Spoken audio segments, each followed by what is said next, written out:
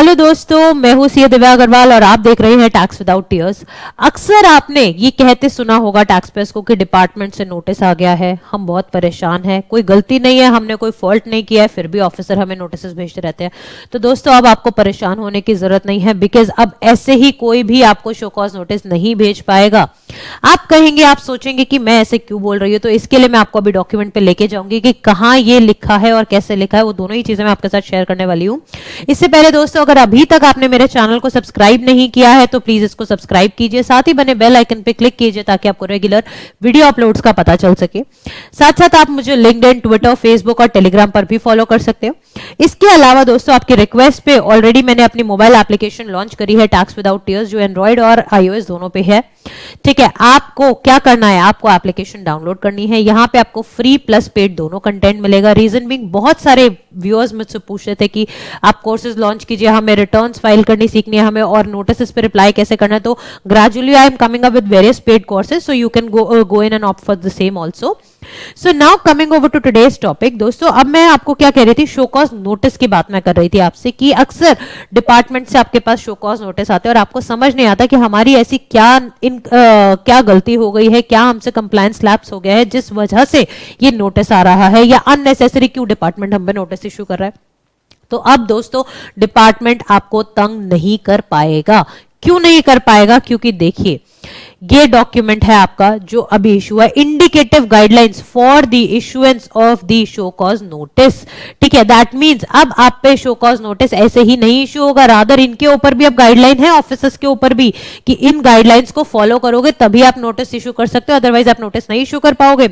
So it has been brought to the notice of the competent authority that in several instances the non speaking and vague show cause notice has been issued, यानी जबरदस्ती harass करने के लिए taxpayers को notice issue किया जाता है।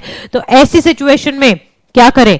ठीक है, non speaking vague show cause notice they are being issued in violation of the provision of the GST act. In view of the above, it is important that the proper diligence is being made before the issuance of the show cause notice by the proper officer. That means अब officer को सावधानी बरतनी पड़ेगी notice issue करने से पहले, यानी notice issue करने से पहले उसके बाद ठोस सबूत होना चाहिए कि हाँ, आपके खिलाफ ये चीज है या ये इशू था, इस वजह से मैंने आपको शो कॉज नोटिस इशू किया। जस्ट हैरेस करने के लिए आप किसी भी टैक्स पेयर को कोई भी नोटिस आप नहीं भेज सकते हो। और ये क्या क्या गाइडलाइंस है इनकी, वो देखिए। It should be issued only after the proper inquiry and investigation when the facts they are being ascertained and allegations they are being prima facie made out। यानी अगर हमें दिख रहा है कि एसएससी की गलती है, कि टैक्स पेयर की गलती है, तभी वो नोटिस इशू होगा, अदरवाइज वो नहीं होगा। सेकेंडली, स्ट्रिक्टली जो फॉर्मेट और मैनर प्रिस्क्राइब किया गया है वहीं से देखा जाएगा। अब आप कहोगे फॉर्मेट मैनर हम कहां से देखें? जो दोस्तों मैंने आपको बता रखा है सीबीआईसी की वेबसाइट से आप टैक्स इंफॉर्मेशन पे डायरेक्टली डाइवर्ट होते हो। यहां पे देखिए फॉर्म्स में अगर आप जाते हो, सपोज करो मैं बात करती हूँ असेसमेंट की, असेसमेंट में प्रोविजनल असेसमेंट है, क्या फॉर्म है क्या नहीं है, वो आप इजीली वो फॉर्मेट को यहां से वेरीफाई कर सकते हो। ठीक है, तो यानी उसी फॉर्मेट में, उस पर्टिकुलर फॉर्म में, उस पर्टिकुलर सेक्शन के अकॉर्डिंगली ही आपका इशू होना चाहिए show cause notice. Then it should be clear on the facts and legal provision. Clearly बताया जाना चाहिए कि इस वायलेशन की वजह से मे बी आपने इंटरेस्ट नहीं पे करा, इसलिए आपको शो कॉज नोटिस इशू किया गया है। Then copies of the documents are to be submitted or compliances are to be made by the noticee should be specifically mentioned कि भाई कौन कौन से डॉक्यूमेंट्स उसको लेके आने टैक्स पेयर को, वो मेंशन होना चाहिए। ये नहीं कि जस्ट आप सब कुछ ही उठा के ले आओ। आप इनिशियली पहले जो आपको बेसिक इन्वेस्टिगेशन के लिए रिक्वायर्ड है पहले वो मंगवाओ, उसके बाद अगर आपको डाउट होता है तो बाकी आप फर्दर डॉक्यूमेंट्स मंगवाओ। Then possibility of the additional documents, जो मैंने आपको बताया, possibility of the additional evidence being needed और additional anomalies being detected should be kept open during the pendency and it should also be mentioned in the notice itself. यानी वो notice में भी लिखा होना चाहिए कि हाँ, अगर कल को रिक्वायर्ड होगा तो हम और फर्दर इन्वेस्टिगेशन करेंगे, हम आपसे और जानकारी उपलब्ध कर सकते हैं। कॉपीज, फिर एफ पॉइंट पे देखिए, copies of the details given giving reasons for the show cause notice, it should be attached with show cause notice and proper officer should not depend only on the drop down menus of the GST portal। that means क्या reason है उसको issue करने का वो भी आप mention करोगे। Just because आपका मन कर रहा है, आप परेशान करना चाहते हो, आप नहीं कर सकते हो, आपको रीजन स्पेसिफाई करना पड़ेगा। प्राइमा फेसी अमाउंट ड्यू, अगर आपका अमाउंट उसमें ड्यू, जैसे मैंने आपको इंटरेस्ट के बारे में बताया, या सपोज करो टैक्स लायबिलिटी का कुछ अमाउंट बनता है, तो वो आप उसको क्वांटिफाई भी करो। साथ में आप ये भी लिख दो कि हाँ, पॉसिबिलिटी अगर कल को अमाउंट बढ़ा, अगर नीड लगी हमें या as per documentation as per additional evidence, अगर लगता होगा कि और लायबिलिटी बनती है आपकी और इंटरेस्ट बनती है तो accordingly the same the amount will be enhance. आप इस तरह से लिख के छोड़ दो, लेकिन आप अमाउंट तो स्पेसिफाई करो।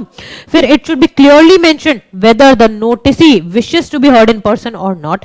ठीक है, यानी आप उसको मौका तो दो कि वो बताए कि हाँ मैं आपको सिर्फ लेटर के थ्रू ही रिप्रेजेंट करना चाहता हूँ, रिटर्न रिप्रेजेंटेशन देना चाहता हूँ, या फिर मैं एक्चुअल में आपके पास आके अपनी बात कह के आपको समझाना चाहता हूँ। ये सारी बातें आपके नोटिस में लिखी हुई होनी चाहिए।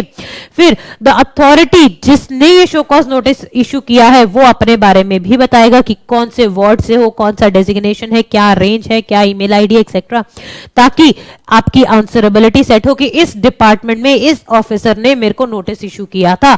कल को कोई भी इशू होगा तो वो नोट ऑफिसर को भी साथ में पकड़ा जाएगा। फिर all the show cause notice should be dispose of with in the statutory timeline. जितनी भी उनकी टाइमलाइन सेटिस्फाई करी गई है, बताई गई है लॉ में, उतने के अंदर ही उसको केस को क्लोज भी करना होगा। तो दोस्तों अब जो अंधेर नगरी या अंधाधुंध नोटिस जो आ रहे थे ना वो नहीं आएंगे।